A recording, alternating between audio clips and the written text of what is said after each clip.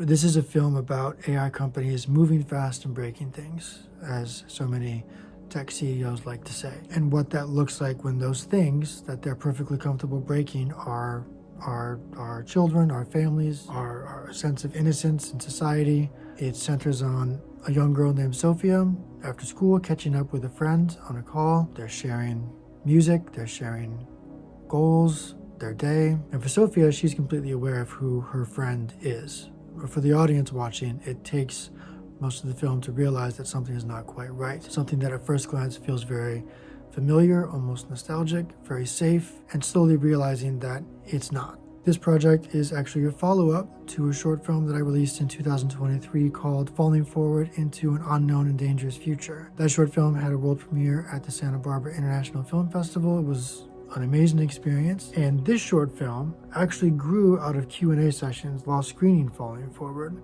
So I often asked why I made the film. I have a son in his 20s, I have a daughter who's 6, and I would often talk about how she's going to grow up in a world where she'll probably have a difficult time remembering a world before this technology wasn't integrated into everything that she used on an everyday basis. And that as a human and as a parent, that was terrifying. This is the second time I participated in Kickstarter's Long Story Short campaign that they run every March. The first time was for Falling Forward, and at that point the film had been shot, edited, it had already landed its world premiere. This will be completely different. Everything that we're going to do in this campaign is going to revolve around building the set in which the short film is going to take place. Many people watching this have been a teenager and had enough time go by where they can look back at those years and realize how it is they made it through. And so much of the campaign structure is about taking those experiences from everyone watching and finding a way to put them on the walls of Sofia's room so that at a glance, you get a sense of her friends, her voice, how creative and expressive and kind and open that she is. It's very much meant to be a time capsule, not just of this moment, but sort of everyone's